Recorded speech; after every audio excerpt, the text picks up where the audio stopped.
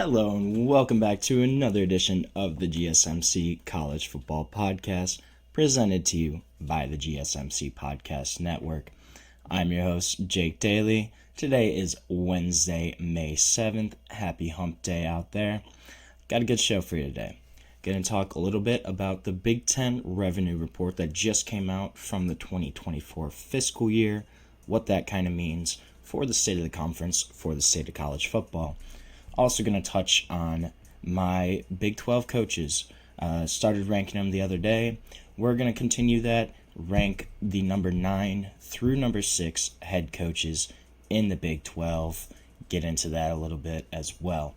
I also want to talk about why I think Notre Dame is smart to stay independent in this era of college football.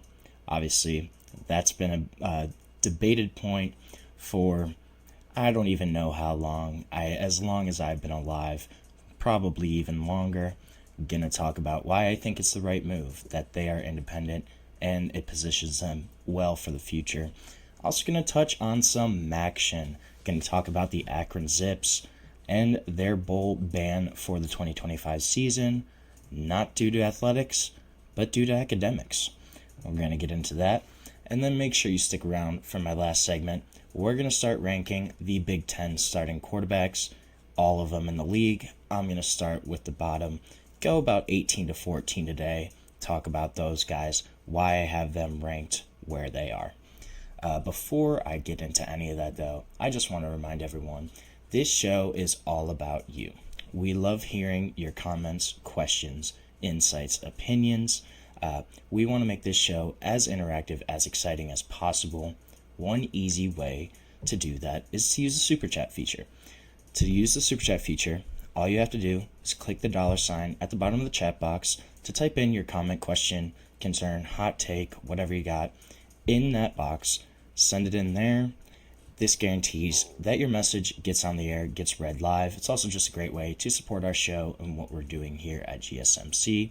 We couldn't do what we do without your ongoing support. We're so grateful to have y'all as part of our community here at the GSMC Podcast Network. So the Big Ten, it came out that they have topped all of college football in terms of revenue in this past 2024 fiscal year. Not super surprising when you look at their new TV and media deal, kind of what they renegotiated in the past couple years. This was the first year where that really kind of kicked in.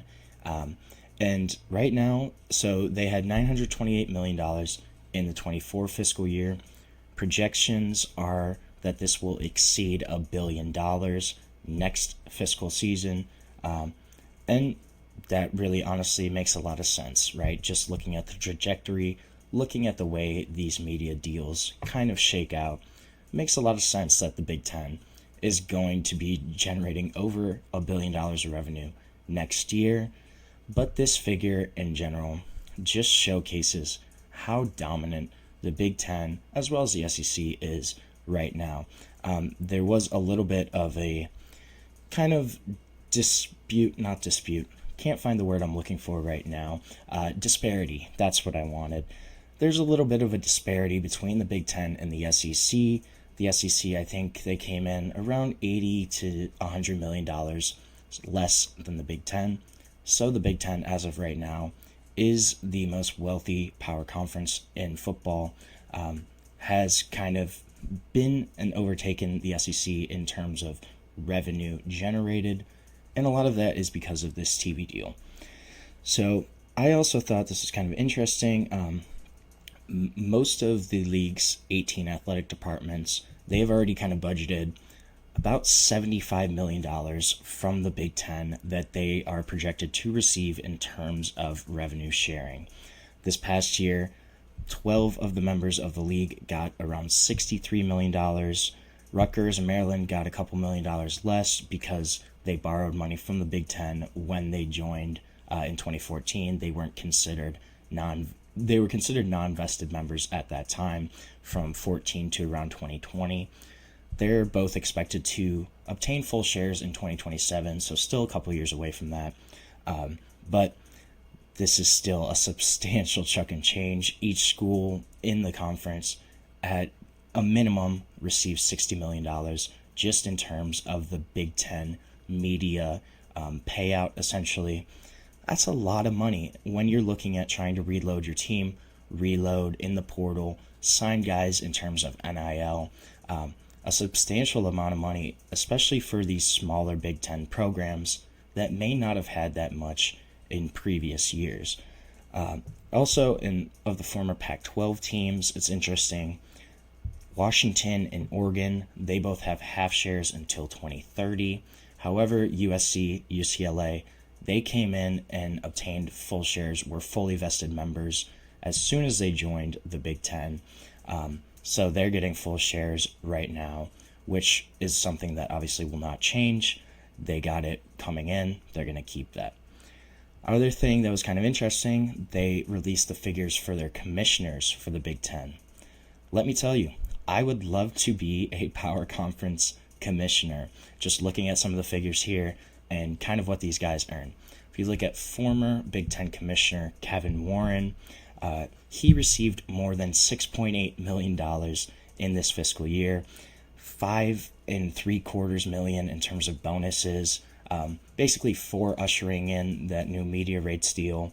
And this was reported by USA Today. Kevin Warren, mind you, he hasn't been the Big Ten commissioner since 2023, April 2023, when he left to join the Chicago Bears organization in the National Football League. So a guy that's still not even there got about $6 million, almost $7 million, just in terms of bonuses from this new deal. Another guy that I thought was kind of interesting was former Big Ten Commissioner Jim Delaney. He also got $5.85 million in terms of compensation from the Big Ten. A guy that hasn't been around since COVID, before COVID. He retired on January 2nd of 2020. So this guy hasn't even been around since COVID. Still got almost $6 million in terms of this kind of payout in this fiscal year. And then Tony Petitti, obviously the current Big Ten commissioner, he got, his base salary was a mere $2.62 million, and then he also got a couple different bonuses, stuff like that. This is a big time revenue for the Big Ten. Just kind of showcases their power, their dominance right now. Them, along with the SEC, have really started to separate themselves in terms of just how they are seen, how they can kind of influence college football and the decision making. And this all stems from that media rights contract, right? They signed that deal with CBS and NBC, and this has helped their profits grow by more than $48 million. For the fourth straight year, though, the league did post a shortfall. So expenses grew to $942 million, so they still had a net loss of about $14 million, which I was a little surprised by. But if you think at the operating costs of just some of these operations in the Big Ten, not super surprising when you kind of take a step back and survey the landscape. However, the league still has $213 million in net assets. So clearly they're doing all right for themselves right now. In this same fiscal year, SEC earned $898 million. So I was actually off on my estimate a couple minutes ago. Only about $20-30 million less. But in terms of dispersion, you have the 14 members each got around $52 million compared to the Big Ten guys getting about 60. So still $7-8 million of difference in terms of schools. And this has been a conference that's been on the rise, right? The Big Ten has kind of historically been looked at as second place to the SEC. Just traditionally, when you think of the college football landscape, SEC has kind of been on top for a long time, and then it's the Big Ten. But if you look at the recent history, right, this year, Ohio State beats Notre Dame in the national championship, ends a 10-year national title drought for the Buckeyes, and also was the first time that the Big Ten had back-to-back national champions since 1965 and 1966. So this has been something that's a long, long time in the coming. So the Big Ten has now won two national titles in a row with two different schools. The league got 4 teams into the college football playoff this year. 3 of them made it to the quarterfinals. 2 of them made the semifinals in Ohio State and Penn State. SEC, you look at, they only got 3 teams in. Texas was the only one of the 3 to win their first round matchup. Georgia, Tennessee were both one-and-done teams, kind of unceremoniously dumped out of the playoffs by Ohio State and Notre Dame, respectively. Georgia was dealing with the Carson Beck injury, so Gunnar Stockton was starting, but still a really talented Georgia Bulldogs team that fell right away. Also, Big Ten went 2-0 against the SEC in the college football playoff this year, and they went 3-1 against it in other bowl games, especially the Michigan-Alabama game, in which a Michigan team that really struggled last season went and beat Alabama in their bowl game. Really big upset. I was not expecting that whatsoever for Michigan to kind of do that. But so what can we take away from all this, right? The Big Ten, they have won 2 national titles in the past 2 years, but it is a super top-heavy league, especially when you compare it to some of the depth in the SEC. And then on the flip side, SEC, they might not have the best team in the country these days every year.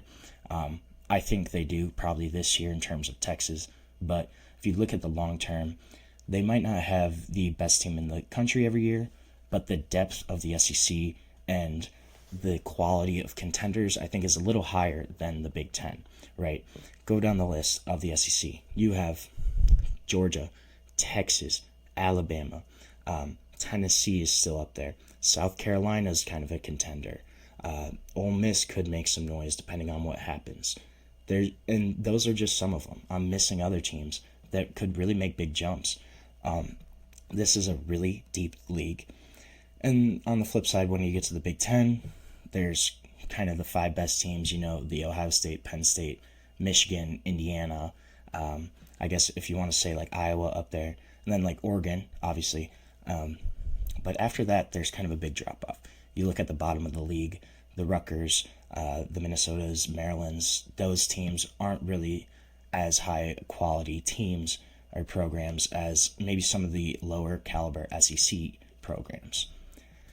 If you look, though, across college football, these are the 2 dominant conferences.